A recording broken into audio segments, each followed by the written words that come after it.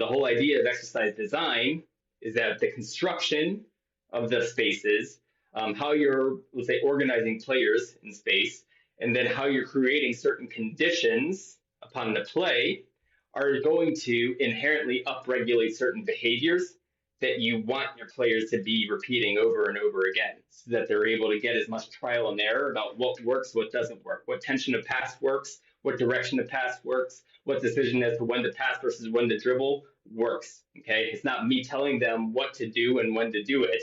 It's much more that the environment itself is making it more favorable for them to get their own experience with this process. Welcome to Coachcraft, a podcast that delves into the craft of coaching youth athletes. Through in-depth conversations with coaches at every level, from grassroots to professional, we uncover not only the philosophies and methods that shape how they develop young players, but also what the journey of coaching means to them personally. Join us as we go beyond coaching cliches and conventional wisdom to reveal the specific practices and insights that make great coaches truly exceptional at their craft. Today, I'm excited to welcome Michael Paule-Carres, head of F7 methodology at La Liga Club RCD Espanyol de Barcelona. Michael brings a unique perspective as an American who has successfully established himself in Spanish professional football. At Espanyol, he's responsible for developing the methodology for their 7-a-side academy teams, where he's implementing innovative approaches that blend educational principles with football development. What I find fascinating about his work, and I think you will too, is how he's applying pedagogical concepts from Montessori education and motor learning science to create autodidactic environments where young players can develop through guided discovery rather than direct instruction. His approach to youth development bridges pedagogical theory with practical football training in ways that could benefit coaches at all levels. I hope you enjoy this conversation with Michael Paule-Carres. Michael Paule-Carres, welcome to the Coachcraft podcast. Great to have you on the show. Perfect, Alf. Thanks for having me. Yeah, and good afternoon to you. Good morning to me. I'm in Boston. You're in Barcelona. And I want to start, actually, for our listeners to get a quick understanding of how you came to be in Barcelona and what you do. One of the things that I find really interesting about you is that you're American-born, grew up in America, and now you coach in Spain at RCD Espanyol, the club in Barcelona. And I will say also, like, as an American and as a coach, like, there's a certain pride I haven't seen an American now working at one of the elite academies in Europe. So interesting story there, but I'd love for you to tell it a little bit, just where you started and how you got there. Of course. So I was born in rural Virginia. What happened? So my parents are from Chicago. They didn't play the game, but they had some sort of connection to it just from the 70s when Beckenbauer, Pele were there in the NASL. So through that, I had a brother who's 10 years older than me. I still have a brother. And he always played because my dad enjoyed the game, and that was it. So I always was surrounded by it, even though, let's say, in my surrounding, you have your typical sports culture in the United States. You know, everybody plays multi-sports. If you're going to play soccer, then you're going to play in the spring, in our case, in Virginia. Whatever, it was mine. It was what I loved. Exposure to the game was really difficult to come by, but when you had it, it was gold. Okay. So that was more or less my childhood, trying to play it as much as I can in the backyard. We had exchange students coming with us for a year. That was my, let's say, how I learned. That was how I learned everything. Ended up playing through to university. I went to a small Division III school in Michigan, Kalamazoo College. Loved playing, but didn't see a career. I never really had my eyes open to going into coaching as a career, going into scouting as a career, or anything like that. So I finished my degree in chemistry, went and worked in that for 2 years and hated it. And got to an inflection point in my life where I was going to say, all right, am I going to go and do a master's degree or whatever it would be in hard sciences?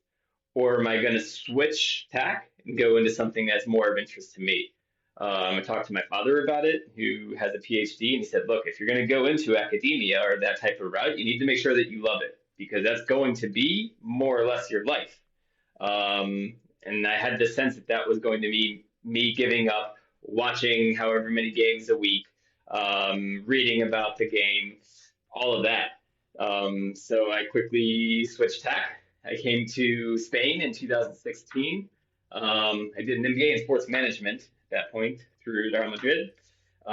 Started coaching because I had the idea that I was going to be in Spain for 1 or 2 years, get a little bit of experience, get a little bit of exposure and connections with people in the game, to then come back to the United States and build something there. What happens is that after you do it for 1 or 2 years, you start to see, number one, I like doing it, and number two, I have the capabilities to do it in Spain. So that was that. Started coaching. I was coaching at an amateur team, but within, let's say, the Spanish pyramid, for the first couple of years. After COVID came and hit and kind of put a lot of things on pause, that became sort of an accelerator for me. So I had a bunch of free time and nothing else to do but watch old matches and read as many books as I can and try to start to write down my thoughts a lot more. Um, and so after that kind of eased off, went and did a master through La Liga. Through some of my work and writings in that, I got picked up at Espanyol. So the director of the master was the assistant sporting director at that time.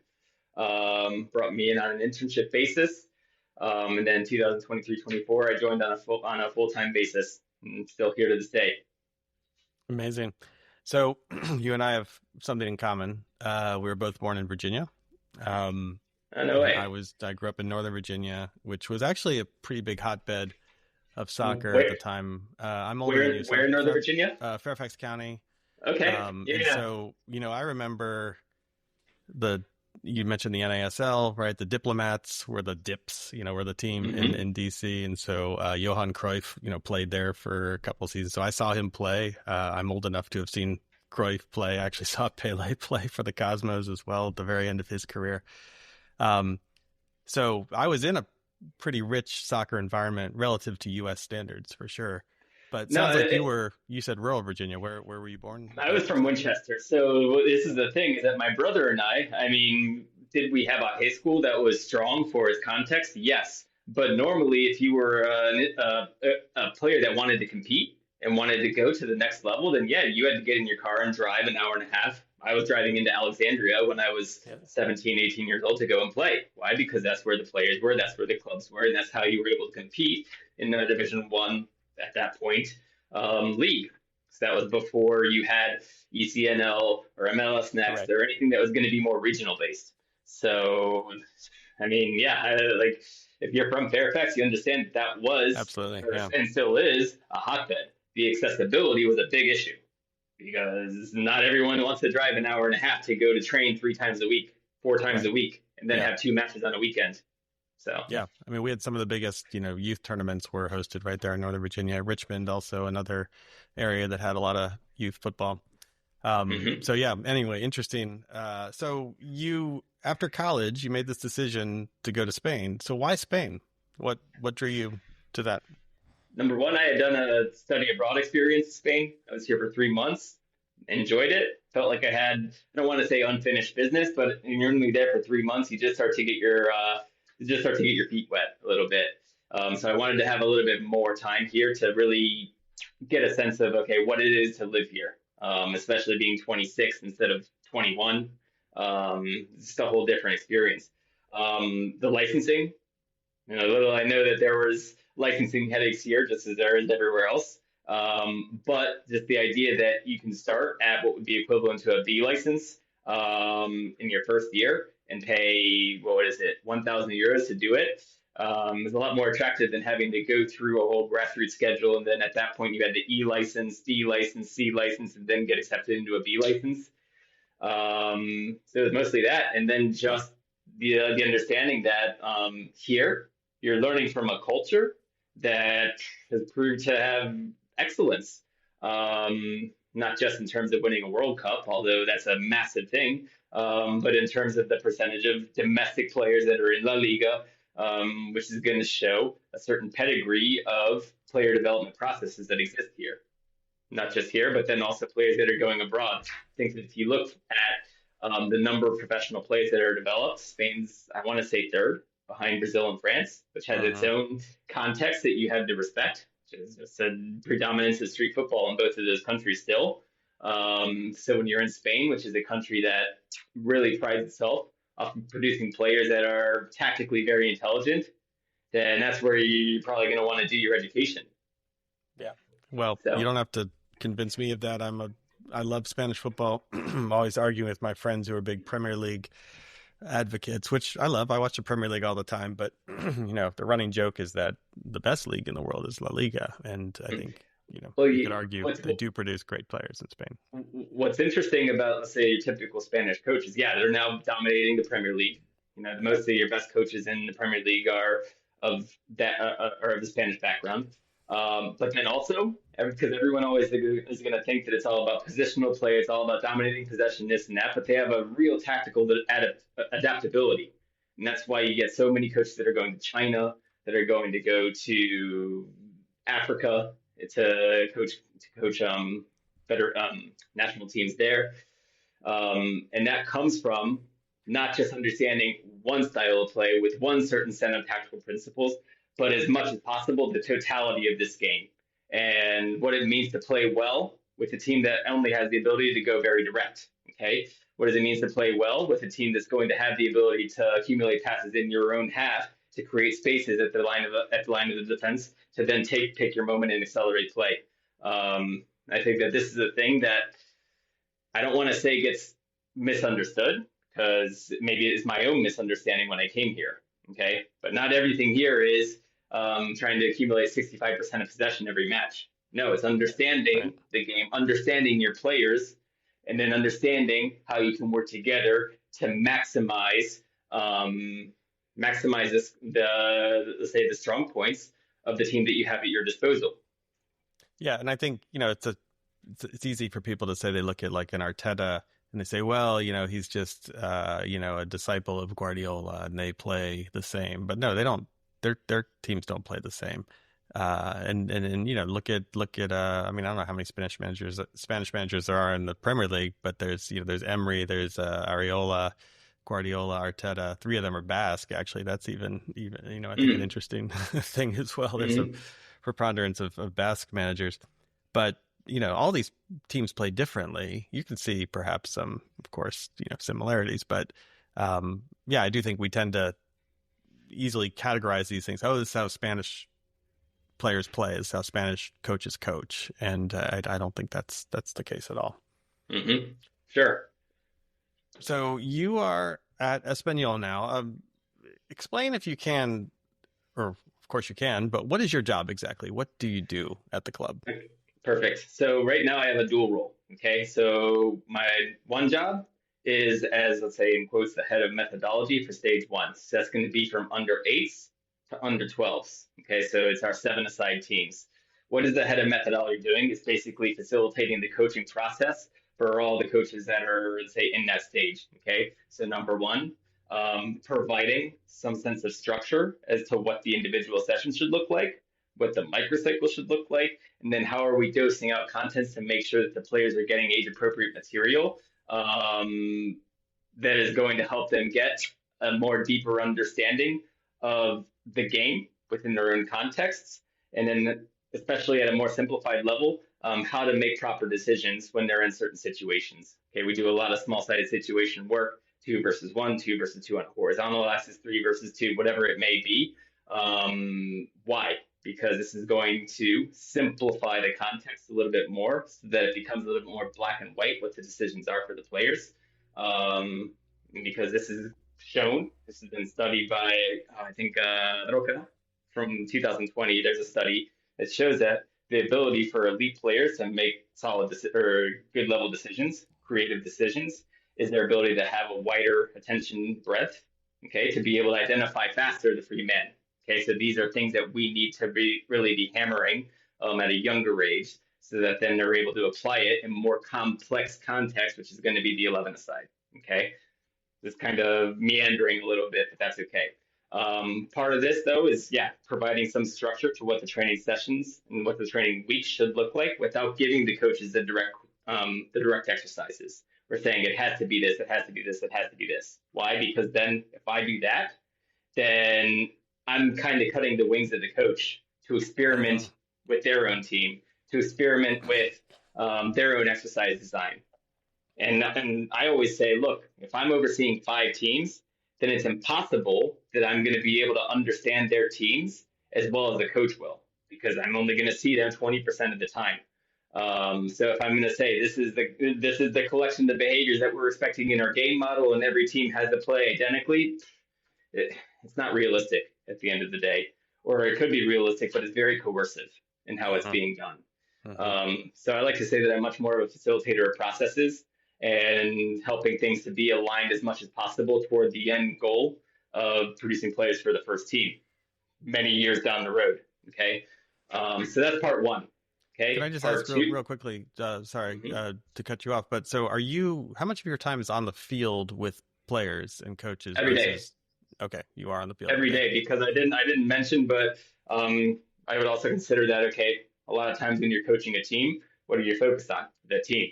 Okay, so what's going to happen is that maybe there's 1 or 2 players that need some special attention in a certain moment, either to potentiate things that they're already doing well, or to, let's say, smooth over some major difficulties that they're having that are preventing them from reaching what their potential could be. They're constrained in their behaviors basically because of a coordinative deficit or whatever it is, or a misunderstanding of a certain situation. Go on and on. Okay, so I like to be on the pitch every single day. I didn't bring my boots as much this year as I have in the past because I've had lots of things to do. But then also, whenever I see something that could be enhanced, could be corrected, either with the player or with the design of a session, jumping in with complete freedom to help out a little bit. So yeah, we do every day is on the pitch. Great. That's why I have, I don't know if you can see it, but an amazing watch tan. It happens. And the watch tan to prove it. Yeah. Yeah. So sorry, I interrupted you, but No, it's fine. It's fine. What I was saying is that the second part of my job, which is taking more and more and more of my attention these days, is we have what's called a values project, and that basically makes me someone that's responsible for, let's say, the culture and standards of the club. Okay, what are our values? They're principles that guide human behavior. Okay, and the idea is that if we as a club are trying to transmit a certain message, are trying to align certain behaviors toward a common goal, how do we make sure that that's being implemented? Whether it's actions off of the pitch that are going to show respect, that are going to show humility, that are going to show commitment, or on the pitch as well, or as part of their training process. Our players taking full advantage of all the opportunities that they have at their disposal. We have an individual development department. Are the players fully interacting with that? We have an amazing strength and conditioning department that has a lot of ability to personalize players, let's say, strength and conditioning programs based off their on-pitch needs. Are they taking advantage of that? We have an amazing psychology department. Are they taking advantage of that? Are they acting in ways that are coherent with what the ethos of the club is supposed to represent? Okay, so that's sort of my job right now, is to oversee that process and to give attention to certain behaviors that are things that we want to enhance, or to try to redirect certain behaviors that may be causing a problem to the common interests of the team long term.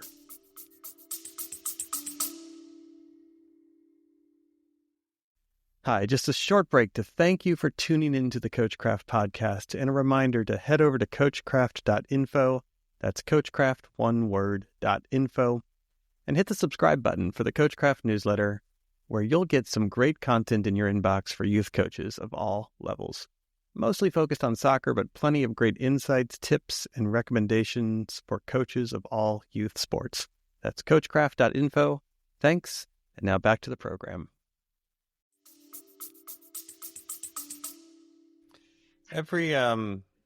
Not every club, most clubs, and certainly most clubs with academies, right? They talk about the culture of their club and these values. So this is the space in which you're now working very actively at Espanyol. But I'm sure every club would say, yes, we have a culture, we have a way of playing, we have a way of thinking, and it's going to show up on the pitch in certain ways.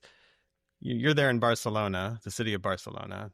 One of the biggest clubs in the world is your neighbor, rival, great derby match just last night between Espanyol and Barcelona. But how would you describe the value system of Espanyol? It's a smaller club. They're trying to bring players up through their homegrown academy system and ultimately into the first team. That's, I think, a stated goal, safe to say. But talk about Espanyol just for a moment, and what are these values, and then how do you try to bring them into the club, into the academy, and continue with the tradition of that club? Of course. I think that there's going to be a whole lot of different ways that you can answer what this is. My interpretation of it, what I live with, or what I've lived, and what I connect the most with, is not that it affiliates with a certain political ideology or a certain religion or anything like that. It's much more enjoying being in the counterculture, enjoying going against the current a little bit, and that for me is the real ethos or the real personality of what the club is. Okay, what else is the context of the club? Is that as a general rule, you're not going to have the funds to be able to say go and buy amazing players. Or I mean, we do have amazing players, but you know what I'm saying? Players that are competing at the Champions League level. So how do we have success? How do we, let's say, unite to achieve something that's greater than the sum of our parts? That's by being completely aligned in what we're doing. Okay, number one. Number two, very humble in who we are and how we work. Aware of our limitations, but also aware of our strengths. Okay, and taking full advantage of those as much as possible. Yeah, I think that in a nutshell, that's it. Because then that manifests in how we're going to play, how we're expecting our behaviors to act. If someone shows up in a Ferrari after they sign their first contract, that's an issue. Okay, and these are things that you had to look out for. Another thing that I would be remiss not to state is that FC Barcelona was founded in 1899 by Hans Gamper, which was explicitly for foreign players. You have Espanyol, that was founded in 1900, explicitly for Catalan players. Okay, so this is a real connection with the local community too, trying to get something that's as authentic as can be. Connected to, let's say, the strengths of this area. And I think more and more we're going toward a model that's really trying to not respect, but embody. Yeah, give a place for the Catalan player to shine, and to make a true connection with this community. Yeah, I mean, I will tune into a Barcelona Espanyol game, every season. They're great because, obviously Barcelona has the higher profile players, the better players, frankly. a Leo Messi or a Lamine Yamal is just not going to play at Espanyol. I think Espanyol would probably accept that. Lamine Yamal almost, I wasn't here, but my understanding was that he was very close to being brought into Espanyol's academy, and then Barca swooped up in the last minute and took him away. Yeah. So, but that happens. I mean, Espanyol could have won that game last night, right? It took one moment of, genius from Lamine Yamal to create that 1-0 scoreline. But you watch that game, Espanyol had chances. They could have taken them. It could have been a 2-1 game, just as well.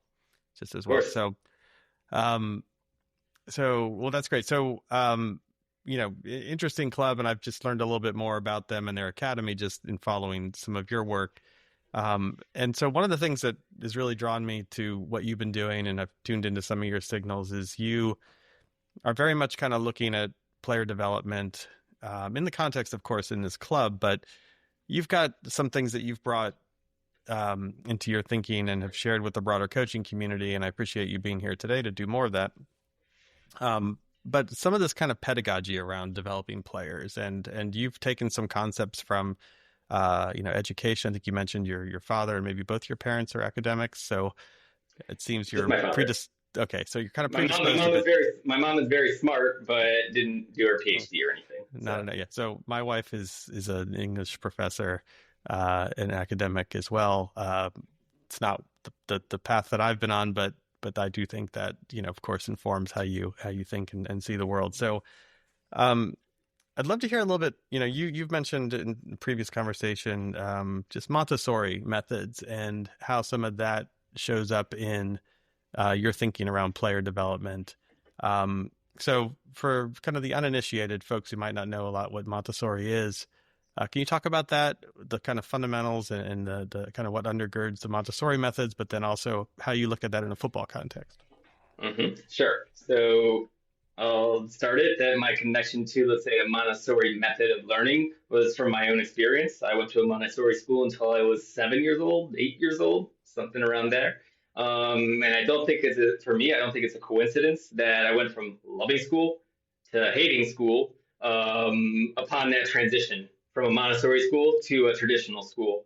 The idea, or in a nutshell, the idea of what a Montessori education um, pushes itself forward on is the idea of, okay, the teacher, number one, being an experimenter.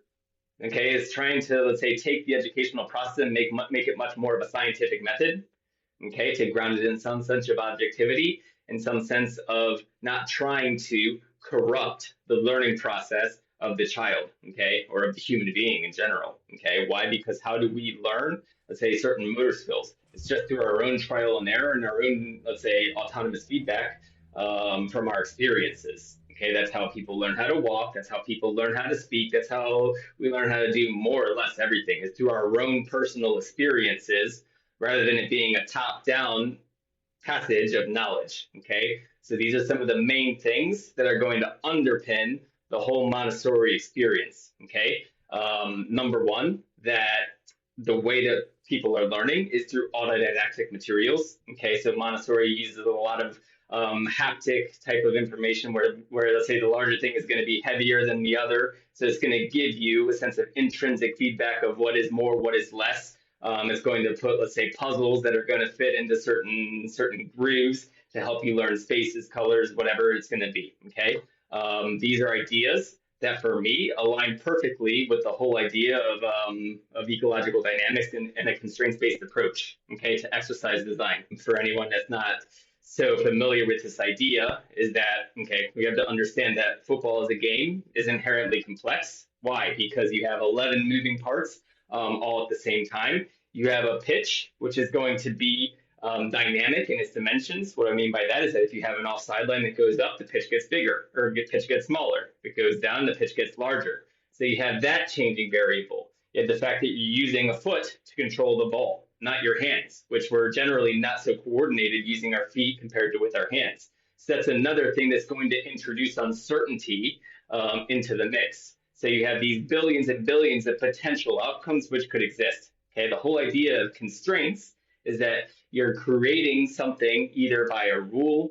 or by the environment that's going to start to eliminate these possibilities, okay, or what they like to call affordances. So let's say, for example, okay, I have one player here, one player here, one player here. The ball's on my right foot. It's faster to get the ball over to this player with my left foot, but I don't feel so comfortable using my left foot. That's going to be a constraint that's going to eliminate that affordance because it's just not something that my body is going to permit me to do, or the environment's going to permit me to do, whatever it is. Okay.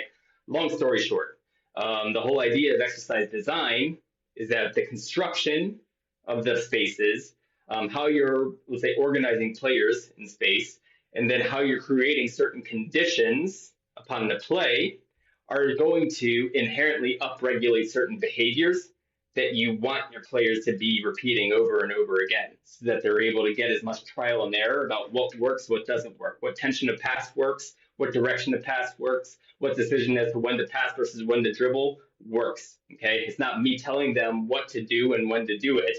It's much more that the environment itself is making it more favorable for them to get their own experience with this process. Okay, so that's number one. Okay. Should I continue?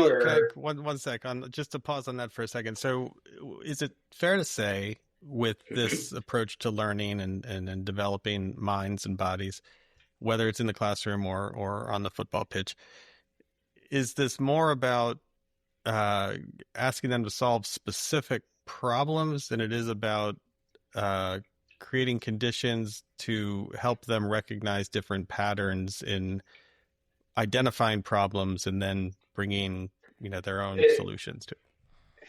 It's a little bit of both. Is that, okay, you're creating a certain context that has a certain problem to solve, And then you can layer in certain potential solutions, but the player or the human being still has the autonomy to perceive their surroundings and make the decision that they see fit to resolve the situation, given the conditions that they're playing within, so on and so forth. Okay. And then, all right, you may have one player that in theory makes the wrong decision but gets the right outcome.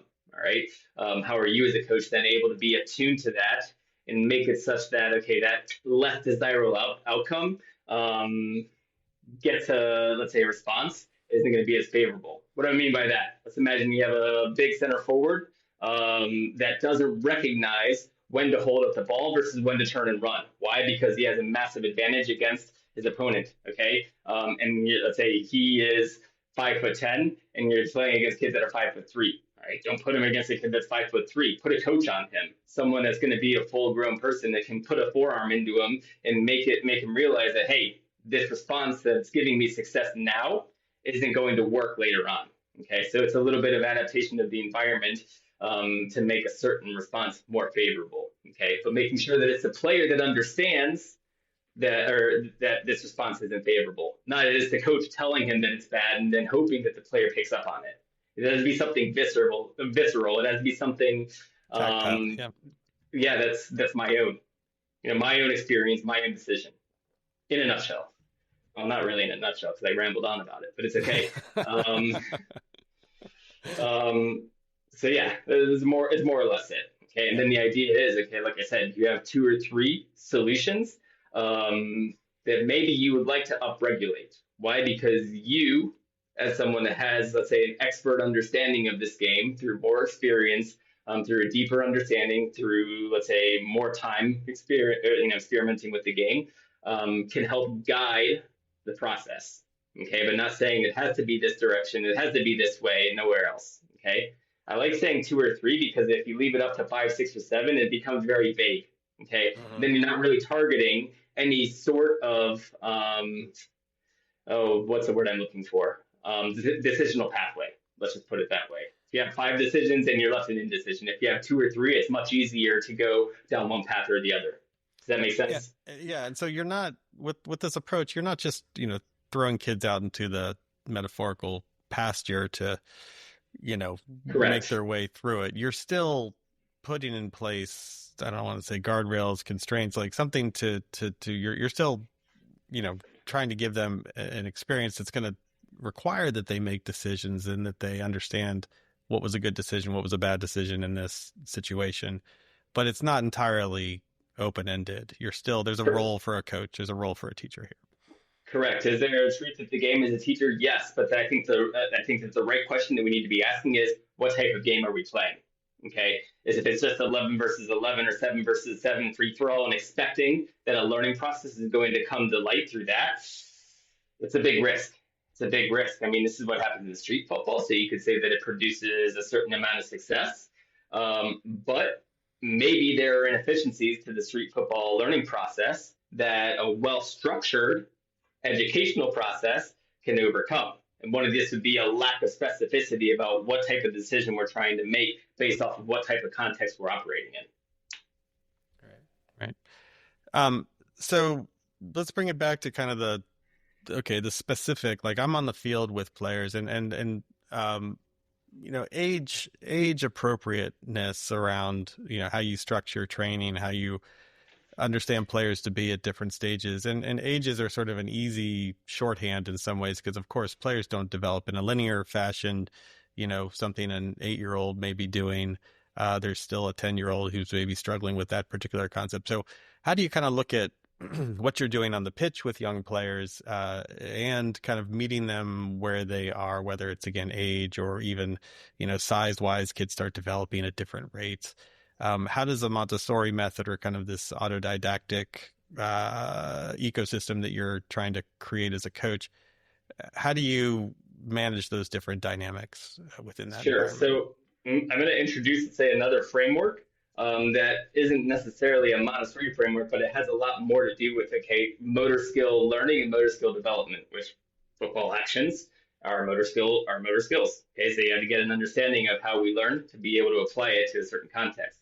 You basically have 3 stages. Number 1 would be movement coordination. and that can be with the ball, without the ball. Okay, a lot of people think that, okay, isolated technical training is training technique. No, it's training your ability to coordinate your responses with a foreign object, which is the ball in this case.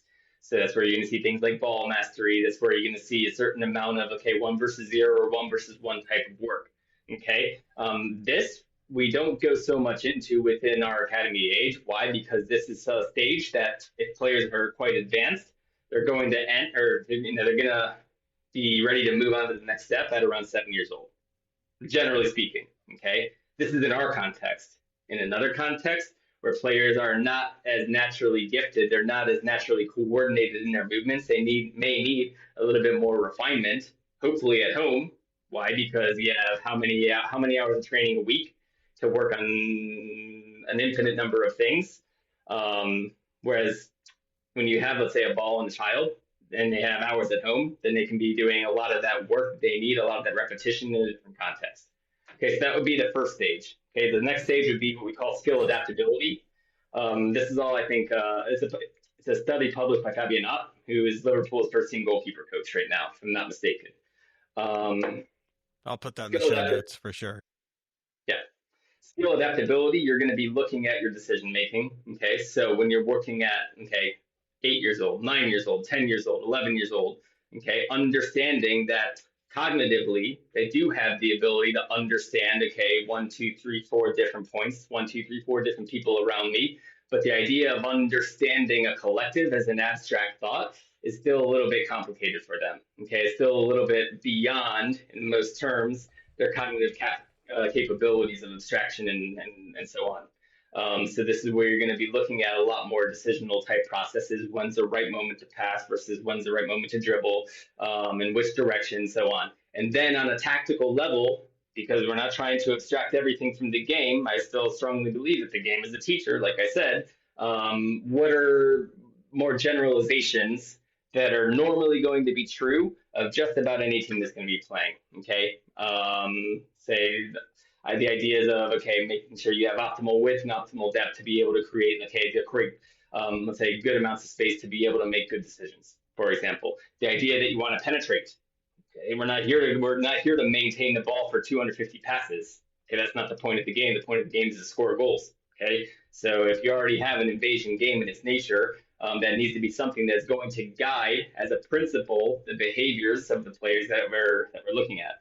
Okay, how do you create certain situations to make sure that happens? By maybe having the ability to beat a player one-on-one, of course, but then also the ability to have a supporting player to recycle and move the ball to another space is going to be a little bit more beneficial to us. Okay, so support is going to be another principle, so on and so forth. Okay, the idea of moving forward as a unit. Okay, to make sure that the whole team is connected as one as much as possible. Okay, that's in the attacking phase. The defensive phase, you have general principles. These are things that make sense to be applying when you're looking with kids that have the cognitive abilities around 8 years old, 9 years old, like I said. So can I ask, just sorry to interrupt again, but so you have a vocabulary as an adult, as a coach, as the head of methodology at an elite club, but as a child, as an 8-year-old, as a 9-year-old, let's say, like even, you have words to describe these concepts. So like move forward as a unit, right? Your team. As a player, as a child, what do you understand their comprehension of that concept to be? Is it something that has words, or is it something that they just begin to start to intuit from being in that environment and seeing rewards from, moving forward as a unit, as a team, whether it's, 7-a-side, 5-a-side, whatever? What do you understand the child's brain and understanding to be at that time? So I don't have a perfect answer to that because I'm not a child at this point, and I can't go into what they're thinking. What I would suggest, and this ties into another principle that you're going to be looking at from a Montessori education, which is mixed ages. Okay, which is how are people learning from older players? Okay, through a mirror neuron process, where I'm observing someone and trying to imitate them. Okay, that's why I think there's a lot of value for a coach to be able to step in and play with younger players. Okay, to give them a little bit of a coordinative reference of what it looks like to open up your body to give access to another part of the pitch, for example. Okay, and then going backwards, older players teaching younger players, and then learning by teaching. Okay, so just to say carry this on. Why am I saying with this? Is that maybe there are moments where if you're going to talk about attacking unity, moving together as one, that's going to be a little bit complicated for the child to understand at a certain point. This is where you can condition a game, for example, to make sure that they're being habituated to provide these types of behaviors, even though they don't quite understand the why yet. Okay, for example, if you have a pitch that's divided into three spaces and saying that, okay, if that a team can only occupy two of those three spaces at a time. Okay, meaning that if you want to get into this final space to score a goal, then these players have to move up too. Okay, just an idea. That these are things that it starts to create the habit, and then they understand the why later. It's a little bit like eating vegetables. Okay, if you have a father or a mother or two fathers or two mothers, whatever, that eats vegetables, then the child, when they're 4 years old and maybe has an aversion to eating broccoli, is more likely to observe it and want to do the same. Why? Because it's what the references around them are doing, and they don't have any other way to guide their decision making other than imitating the references around them. So, do you use it all with the younger ages in the academy? Are you showing them game film, not necessarily of their own play, but like, do you use that at all sure, for instruction? Of course. Yeah, of course, and not to go into, let's say, tactical diatribes or anything like that, but right. just to make the player understand what it looks like to make a certain decision in the good side or the bad side. They understand normally what they did well or when they made a mistake, but really understanding the whole context around it, yeah, it's very useful. And I think that there is an aversion to doing this. Why? Because you want to let the kids play and you don't want them to be thinking so much about their actions. But to just get a little bit of a visual representation helps a lot, especially if it's just 1 minute, have a look at this and then go. Yeah, but you're not going to be breaking down, tactical formations with 8-year-olds, No. But it does give No. them... No. It's much more individually focused. Yeah, interesting. And so how do these concepts play out as players age through the academy? So now we're 12, 13, 14-year-olds. How does these methods, how do they evolve at those older ages? Sure. So I think that when you're going to start to look at 11 years old, 12 years old for us, because we have players that are more advanced and that demonstrate a certain ability to learn about the correct decisions on the pitch faster, we are able to implement something that looks like a game or something that can be understood as a game model when you're at 11 years old, 12 years old, where you're starting to get a certain idea of how we're working in broad strokes as a team aligned toward a common goal, and starting to get an understanding, especially with us, that has an ability to, let's say, scout certain players that are going to fit the needs of the club, to get, I'm not going to say behavior that must be repeated, but to get a certain amount of stability as to what you can be expecting out of the interactions of our players to create something that's going to be a little bit more identifiable long term. Okay. What I would say is that when you're going to make that step from 12 to 13, in our case, we're going from 7-a-side to 11-a-side. So what does that mean? A massive increase in space, a massive increase in complexity of the situation, and a more marked definition of team behaviors. Okay, in 7-a-side, it's very transitional in its nature. There's a lot of interchangeability in positions. And when you get to 11-a-side, everything starts to stabilize a lot more. Okay, so this is where understanding, okay, for under 13s, under 14s, it's critical that you start to get an understanding of, okay, how does the defensive line work together? How do, let's say, one or two lines interact with each other? And then through that, on a linear level, intersectorial level, starting to give definition to what the team behavior looks like, okay, to how the collective is working together as one to resolve certain situations. Can I ask you, this is something that comes up a fair amount. I'm involved in a lot of grassroots football here in the U.S. and a community program. And there's often a question of positional play. And we actually go 7-a-side, then to 9-a-side for the U12s, and then it's at U14 that we get to 11-a-side here in the U.S. So it's a little different than Spain, but there's always this question of, okay, how much are we focusing on positional play for kids at this, kind of the U10, let's say, level, the 7-a-side? I think I know your answer to this, but or at least I've got my sense of like, kids should experience the game from many different positions. We try not to focus too much on positional play. It is helpful, of course, have some structure where you put the kids out on the field, so there's some understanding of responsibility for where they are on the field. But how do you look at that at Espanyol in terms of positional play at those younger ages, and then as it moves into the older ages? Yeah, how I would answer is it depends on what your definition of positional play is. So let's start with that. Great. You want me to give that So, definition, or do you want? yes, please. Yes, please. Well, so if I'm a coach, like I need just something. What's practical for me? How do I want to frame this idea of what kids like? I tend to say, especially like U10, okay, that you want to give them some sense of like responsibility in a certain area of the field or in relation to their team. Hmm. But at the same time, like I don't like to spend too much time on it other than just giving them a starting point and a general sense of the area of the field that they're responsible for. I don't know if that's a good approach, but that's how I do it. So it's very rudimentary. And is it more sophisticated than that? No, I think that the more rudimentary the definition that you can provide, the better for me. Why? Because I think that what you just described is making clarity about player roles. Okay. And making them understand that, okay, when I'm occupying, let's say this space right here, and maybe this player has the ball right here, what's my job for the team in this position right here? Okay. And for me, your essential role in the team is to make sure that the ball has access to as many spaces in the pitch as possible. Okay. And if you have that clarity about what you're contributing to the collective, okay, then that's going to help you to, let's say, self-police your own behaviors.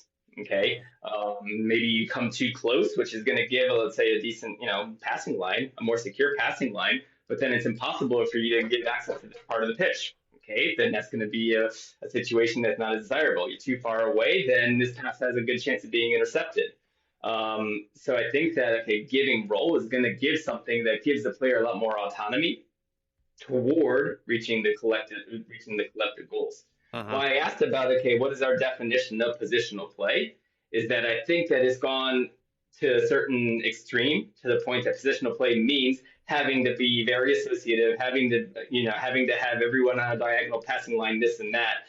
My personal definition of what positional play is has to do with, okay, how am I as a team and how am I as a player occupying space rationally to meet the goals of my team. All right. A lot of times the goals of your team, when you're looking at this type of definition, is, like I said, trying to stagger your positioning between two defenders to be able to maximize the space that you're able to receive the ball, turn forward, find the maximum amount of passing lanes, whatever it is. Okay. But it doesn't have to be that. It could be that for my team, a rational occupation of space is being in two banks of four with two up top. Why? Because we understand that we're not going to be using our midfield to be building through the thirds, but then instead we're going to have two players going to be pushing forward to win second balls when we play direct. Does that not have to do with a rational occupation of space? For me, yes. So I think that it depends. Like I said, it depends on what is our definition and how are we applying it. Are we applying it in a way that's going to give autonomy to the player's decision and also respect who the players are? Because this is another thing, is that I think that people want to implement this idea of positional play, and they think that because they have the ideas that they're going to be able to transmit it to a player that maybe doesn't have the certain profile, the certain skill set to do this one thing. Does that mean that player is not valid? No. It's just, it means that we're putting them, it's like the old adage of, okay, you tell a fish to climb a tree, then you're never going to get success. You know what I mean? Right. So I think it has to be a lot more geared toward that. I like the idea of having a game model that's going to align intentions. It's going to align how we want to behave as a team. How that manifests depends from team to team, because teams are collective of however many different identities with their own interests, with their own needs, with their own profiles.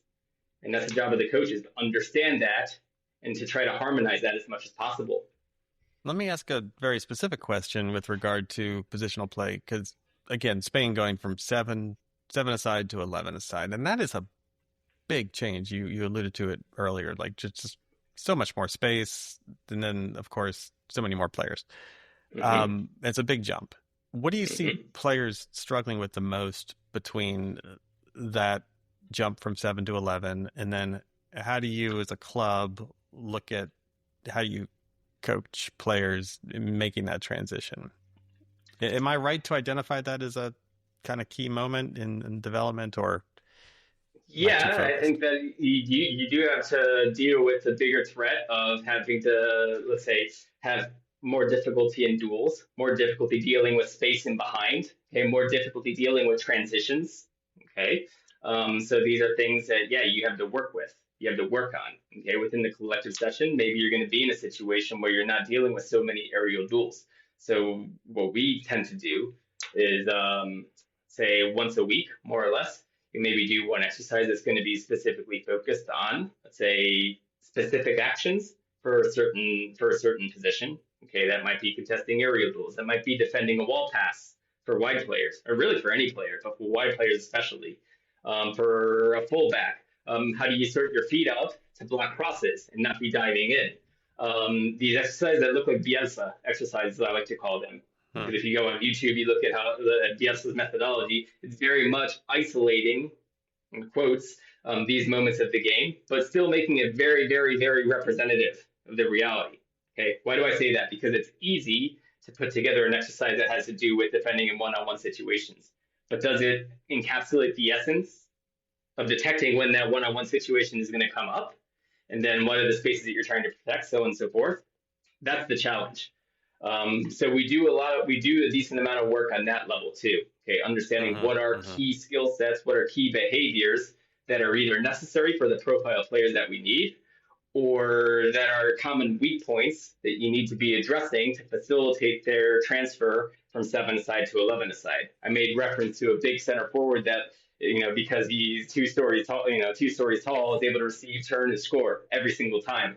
And 11 aside, you as a forward need to have the ability to understand how to hold the ball up, delay the attack, so that you have 3, 4, 5 players that are able to progress with you. Okay, that's a very challenging skill set for some players to understand how to do. Okay, and how many times are they going to live that within the collective session? Not so many. So that might be a situation where you have to create a very specific Hmm. exercise to Hmm. target that type of action 25 times instead of two, which might come up in a condition match, for example. Yeah, is it fair to say that when you go to 11 aside, that players are starting to experience a wider variety of situations that they just weren't seeing so Of much at course. the 7 aside? Yeah, yeah. Well, it's a tough one because, yeah, you have a lot more complexity based off of it being a more collective game, but then at the same time, you are starting to hone in more on what your position is and what your role and profile within that position is.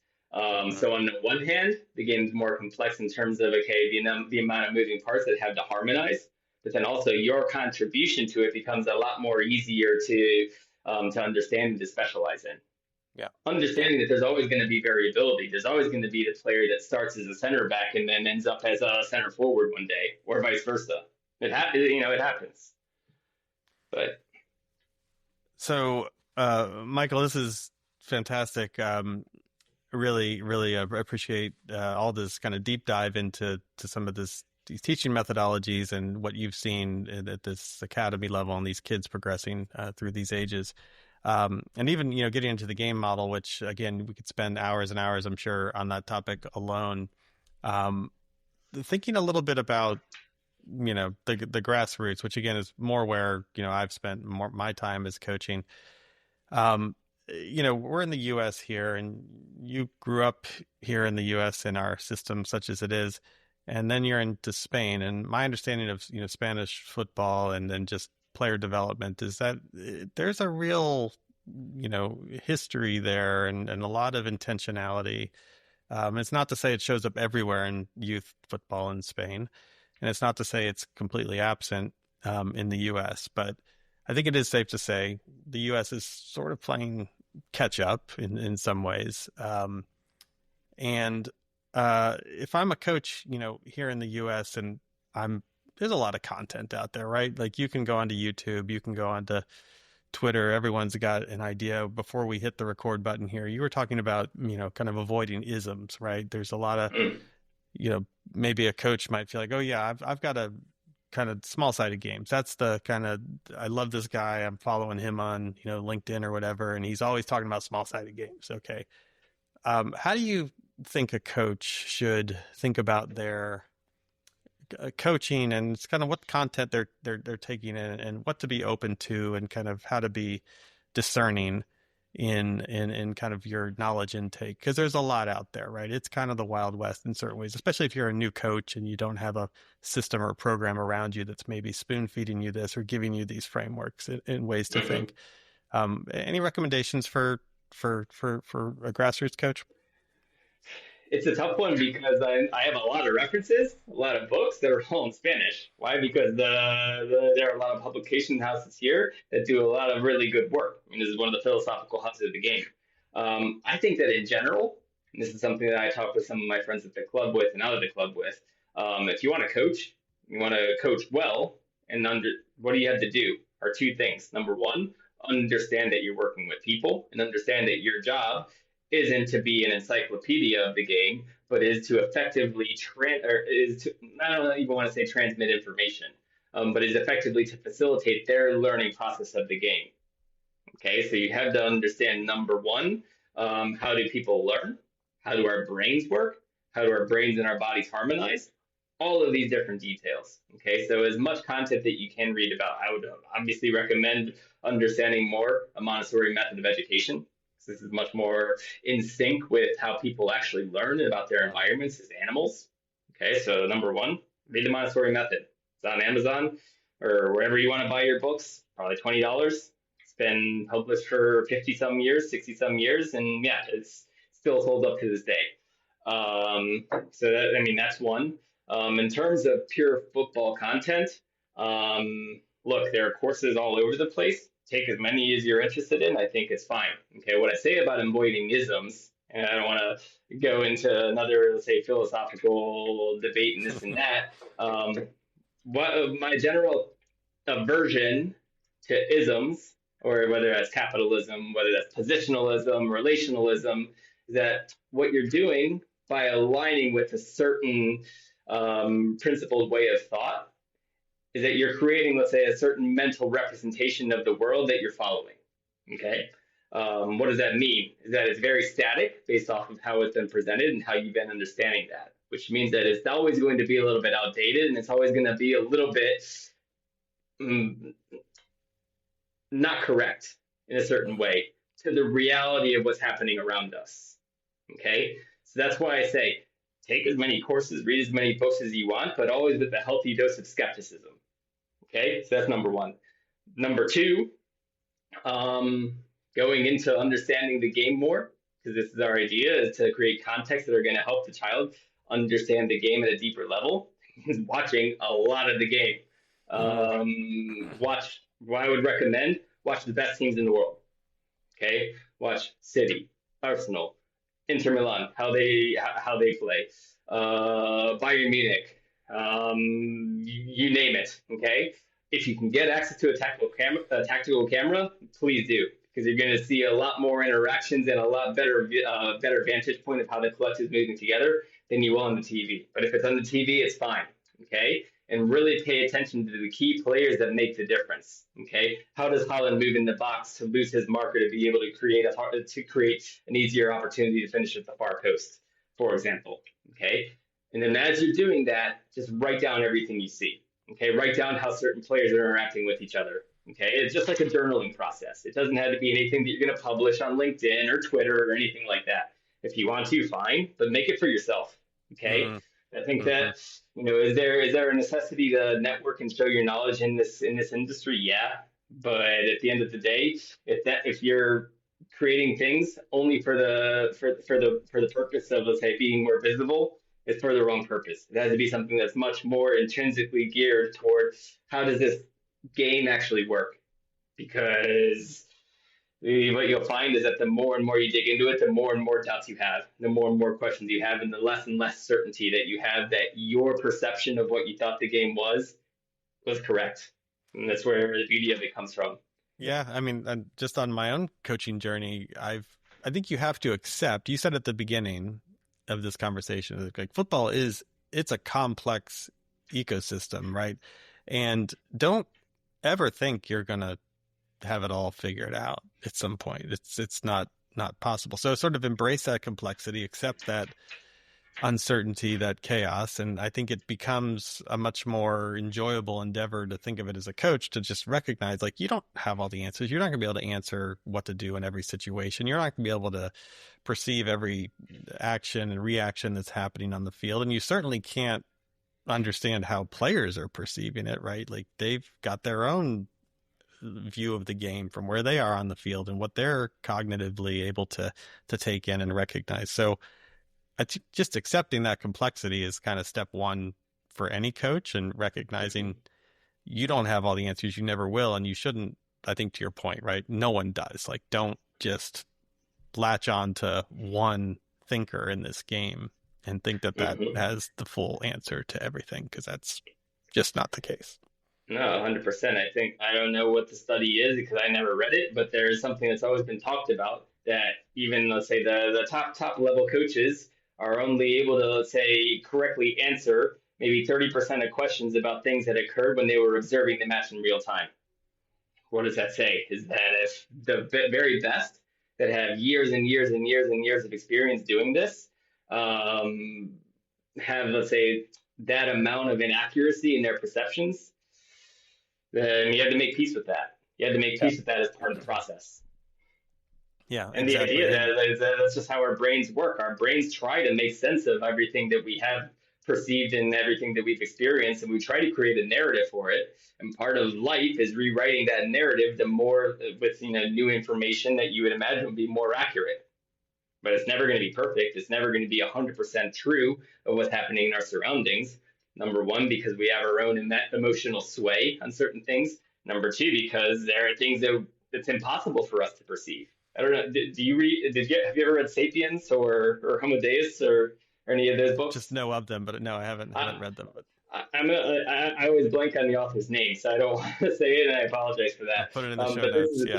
He goes into this about, there are animals that have different senses that we do. Salmon have a sense of magnetism, so they're able to perceive a whole different world than we do. So it's impossible for us to have a perfect representation of reality. Yeah. First time salmon has ever been mentioned on the podcast, so thank you for that. Yeah.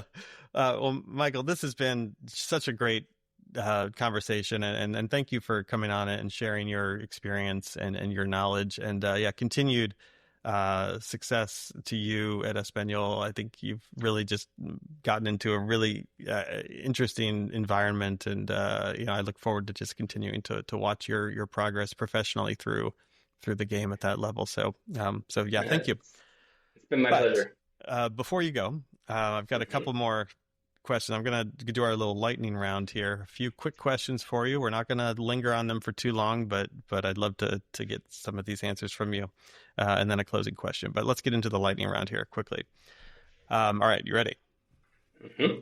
Okay. Let's do it. All right. What's the best piece of coaching advice that you've ever received? Always remember that players are human beings, and start from that as the first point. Perfect. Love it. Easy to forget sometimes, right? As a coach, you think you can design these systems and have them perform as cogs, if you will, in this system, but it's a game played by people. I mean, not to loop back to my work at the Valley Project that I already talked about, but that's the whole essence of it, is that these are human behaviors, these are human values. And when you start to abstract the player away from being a human being, you're down a tough road.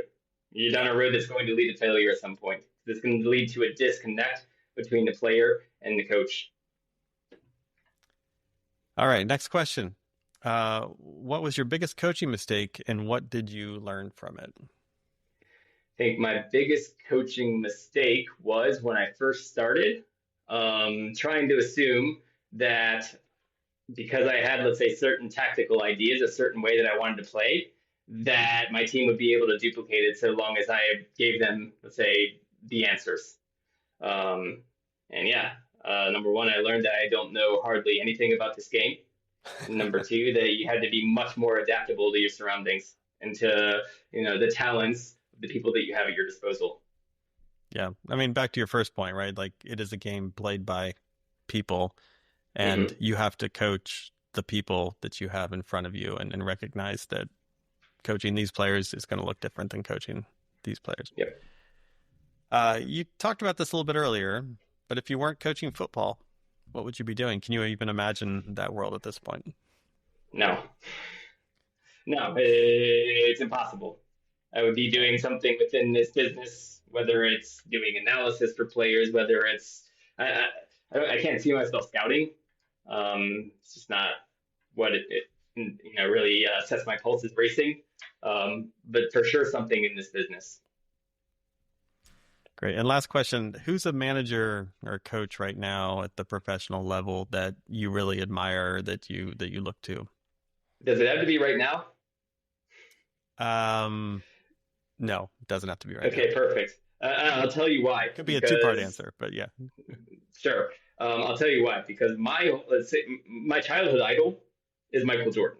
Okay, my parents are from Chicago. You grew up in 19, or you born in 1990 in the peak of Bulls mania. Yeah. Yeah, that was just what was surrounded by me. So what was it say? Always the natural attractor to what a coach should look like, and how a coach should work would be Phil Jackson. Okay, and that was actually when I made the say the or when I hit the inflection point to go from chemistry to working in sports. That was the first book I read, was Sacred Truths by Phil Mm, Jackson. hmm. So for me, Yeah. it's impossible to say that I have another coaching reference, even though it's not in the sport that I ever played. Yeah, here I was expecting But a football answer, but you gave me a basketball one. Great. But yeah, no, yeah, legend, of course. Phil Jackson. um, and then in terms of you know, in terms of let's say coaches today, it's tough. It's tough. Um, I just love to watch good teams play wherever it is. I gotta be honest. I love Simone Inzaghi. And I really enjoy watching Inter. Why? Because I think that we always are always watching teams that are dominating 75% of the possession, and we see that that's the reference. But there's something different when I watch that team about their verticality, about the ability of Bastoni to put in an amazing last ditch tackle, pop up, spray the ball wide of the Marco, and continue his run forward. Um, yeah, it's refreshing to watch. Yeah. I loved Porto last year versus Arsenal. I think that that was one of Hmm. the better coach teams in terms of how do you set up properly in a mid block? How do you slow down your build up to, let's say, take the sting out of Arsenal's high press? It was fantastic. Okay, it's a weird one because these are all teams that I would have grown up not enjoying to watch. Okay, but I don't know. I think that it's good to have a little bit of yang to your yin. You know? Yeah, I think some of these you've seen some of these coaches, whether it's like Simeone or Inzaghi or right, like they've adapted to what's kind of become the fashionable way to play, and that's going back to the Cruyff model, but I think Guardiola embodies it the most. But Klopp with the high press, or Arteta with trying to establish control of the ball, right? And these are coaches who are putting a different approach and attitude and set of goals. They're not necessarily trying to control the game, but they are creating a lot of high quality opportunities for their teams and how Mm-hmm. they, respond to these other styles. So I'm with you. Like I prefer to watch the flowing football. I love Arsenal as you do as well. Barcelona, but I knew that Barcelona were going to be in trouble against Inter in the Champions League semifinal. I just, Yeah, no one expected Inter to score 7 goals over 2 games, but they did, and yeah, you can't say they didn't deserve to win. So yeah, and it's not the first time. I mean, this is their second final in 3 years. right, right. So they're So doing something right. They're doing yeah, something right. Awesome. So, Michael, last question. For our listeners, what's a resource that you have that's either a touchstone for you that you return to in your coaching, or something that is just right now really has kind of struck your fancy that you're looking at? I can send you the book, or I can send you a couple of books to put in the show notes because I don't want to. It's going to be easier for people to just go and link to it and then be able to open it up and buy. If I look at my bookshelf right now, this is an author. Is Joaquin Gonzalez Rodenas. Okay. He was at University of Ohio, Columbus Crew for a while. I think he came through Valencia, if I'm not mistaken. Right now, is a professor in Madrid. I really enjoyed this book. It's in Spanish, so it's not going to be easy for everyone to read. Yeah. What's the book? I'll send the link to it. In English, it's called the let's say the representative training process of youth football. Okay, systemic focus about the technical tactical learning process and the development of talent in early stages. Okay, the thing about him is that this guy is now an academic, but his papers are they're very tangible. Okay, it's not so much in the weeds about a lot of, let's say, ecological dynamics and this and that. It's very much, okay, what is the most effective shot that you have in football? It's going to be the counterattacking shot. What are the preconditions to an effective counterattack? It's going to be, okay, maybe your first touch going forward. It's going to be a reduction of a number of passes between players, whatever it is. I'm just making stuff up now. But this is a good author that I really enjoyed all his papers that he's written, and this book that he wrote. So excellent. I will definitely put that in the show notes. And yeah, if there's other resources as well you want to send me offline that you think would also align with that question, but by all means, please do send them and I'll put them in the show notes. Absolutely. Yeah, Michael, this was great. I really enjoyed this and I appreciate you taking the time out of your busy schedule. And yeah, thank you so much. No, thank you. That was Michael Paule-Carres, head of F7 methodology at RCD Espanyol de Barcelona. Our conversation explored Michael's journey from rural Virginia to a leadership role at one of Spain's elite football academies and his innovative approach to youth player development. A few key takeaways from our discussion. Michael shared how Montessori education principles have influenced his coaching philosophy, and emphasizing the importance of autodidactic learning environments where players discover solutions through their own experiences rather than being explicitly told what to do. We discussed how constraints-based approaches to training create environments that naturally guide players toward making better decisions while maintaining their autonomy and agency in the learning process. He highlighted the value of mixed-age training sessions where younger players learn through observation and older players reinforce their understanding by teaching others. And we explored Espanyol's values-based approach to player development, which focuses not just on technical skills, but on nurturing well-rounded individuals with clear principles that guide their behavior both on and off the pitch. But perhaps most importantly, Michael reminded us that players are human beings first, and that effective coaches must adapt their methods to the unique individuals in front of them rather than forcing players to conform to rigid tactical systems. Michael's insights offer a powerful reminder to coaches that our primary role isn't to provide all the answers, but to create learning environments where players can discover them for themselves. It was just a joy to get to sit down and talk to Michael, an incredibly thoughtful guy who is putting his ideas and his values into practice at an elite La Liga youth academy at Espanyol. Thanks for listening to the Coachcraft podcast. I'm Alf Gracombe, and if you haven't already, I hope you'll subscribe and share these conversations I'm having with great coaches, with the coaches and friends in your network. Thanks, and see you next time.